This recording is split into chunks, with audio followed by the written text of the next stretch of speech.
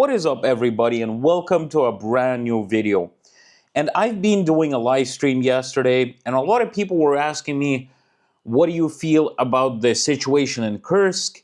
And you know what? I didn't really want to talk about it because I want to make more of lifestyle content, but I'm guessing since I am a Russian citizen, it's really interesting for you guys to hear about this situation from a Russian perspective.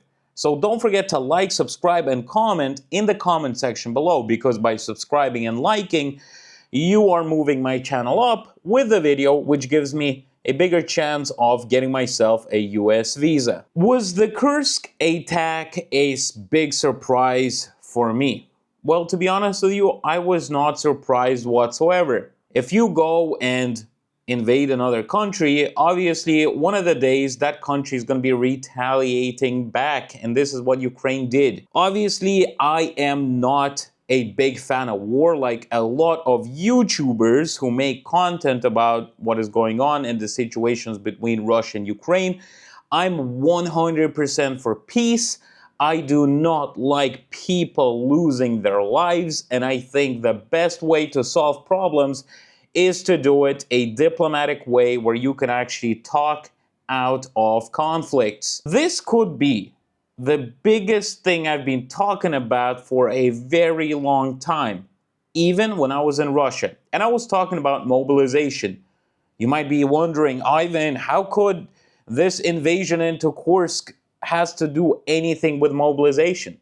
Well, by the Russian law, if somebody invades Russia, right, the government is allowed to mobilize everybody, whoever they want, to go and fight against. So in this case, against Ukraine. So it could result in big mobilizations. If Russia is going to be starting to lose more and more land, I'm pretty sure they're going to be mobilizing people, and I wouldn't think that there's enough of people who go and fight for money who are going to be able to make a change, because it's not going to be a lot of people. Not enough anyway. So what do we see from this? Obviously, you might be thinking, is this some sort of a revenge from Ukraine? Well, basically, in my opinion, I think that they want to take a chunk of land from Russia so that when they take, for example, Belgorod and Kursk, they could come over and say to Russia, look, it's time we talk, and let's swap out your Russian territories for our Ukrainian territories and get this sorted out this way. So I'm guessing this is one way of getting into diplomatic talks at the moment. Now, a lot of people won't be getting enough information about Kursk. Surprisingly enough, even with YouTube being completely blocked off in Russia, so it's quite hard to get information, a lot of Telegram channels, which are actually pro-government Z channels, right? They started posting real information about Kursk. And a lot of government officials actually got mad for the fact that the official Telegram channels of Russia are releasing the news on what's actually happening inside of Kursk, and the Russian television channels, which are obviously controlled by the Russian government, not really saying much. What can Russians understand from what's going on in Kursk right now? Now, this could go two ways, obviously. One way is they can become even angrier for Ukrainian people more, because they're angry at Ukrainian people, not all of them, but I'd say around like 50% for sure, from watching the television and hearing the crazy stuff that apparently they do. And now you have Ukrainians invading Russia, which is going to create more hate, because this is going to be used for propaganda purposes. It's already on television, on Telegram chats, that look at those Ukrainians. Those are not even Ukrainians invading.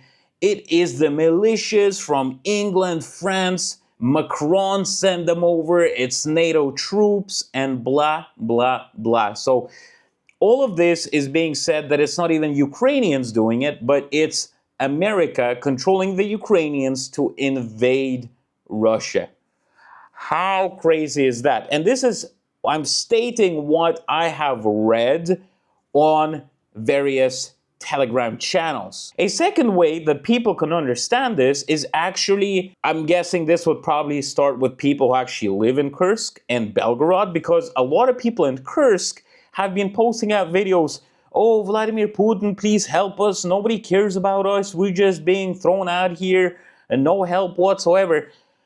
The question is, do they not, link up the two ideas that all of this is happening because of Putin in the first place? And second of all, he's not going to help. He doesn't really care about them. Those people who were able to leave the areas which are being, attacked and pushed through by the Ukrainian troops, some of them got a payment of 10,000 rubles, which is around $110 probably, which you can't really do much. What are you going to do with $110 when you leave your house and you have to go to another place? So obviously the government does not care about their own people, because they pay out 10,000 rubles for people that had to leave their home place, but they're paying 400,000 rubles for soldiers to go and fight in Ukraine. Does it make sense? No, it doesn't. It only makes sense that they don't care about the people who are trying to save their lives.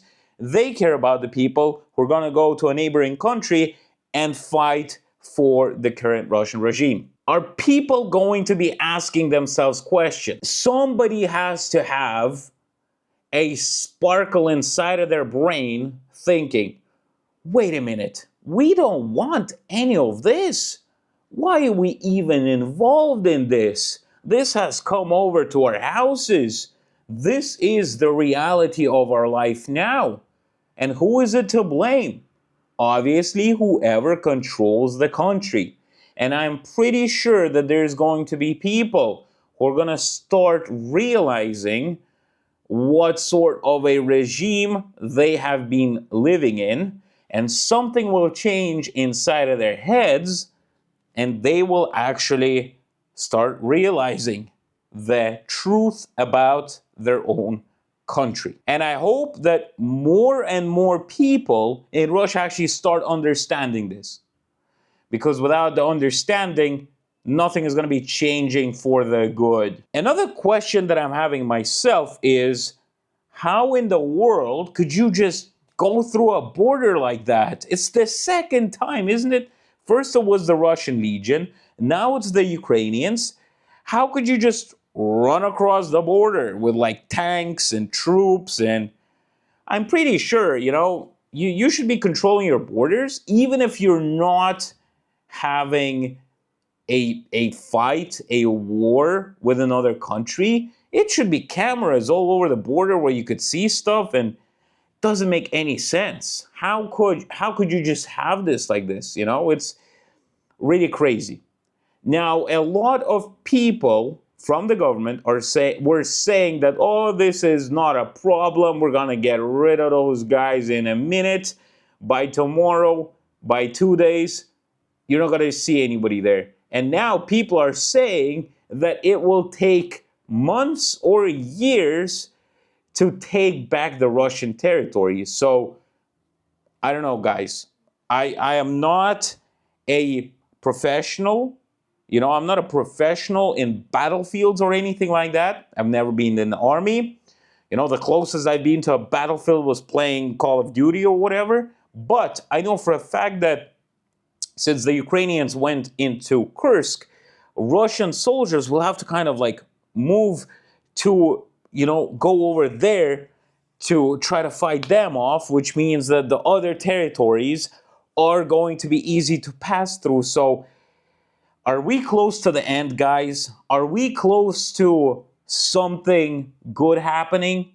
What do you guys think? I would like to hear your opinion, because it feels like all of this might be coming to an end. And I really hope it's going to be a good end for both countries. And I hope that Russia will change the leadership, because, having the same president for the past 25 years, since I was born basically, I would like to see somebody else.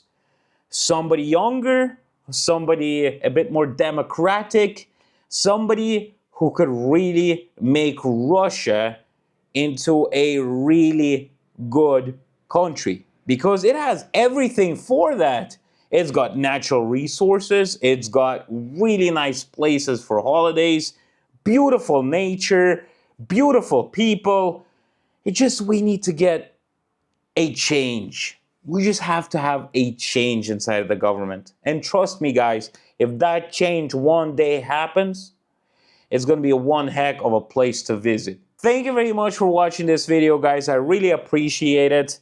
And I hope that we will have peace very soon. I really hope for it, because I really don't want people dying every single day from bombs, bullets, or anything like that. Thank you very much. Subscribe to the channel, like the video, and comment under the comment section below.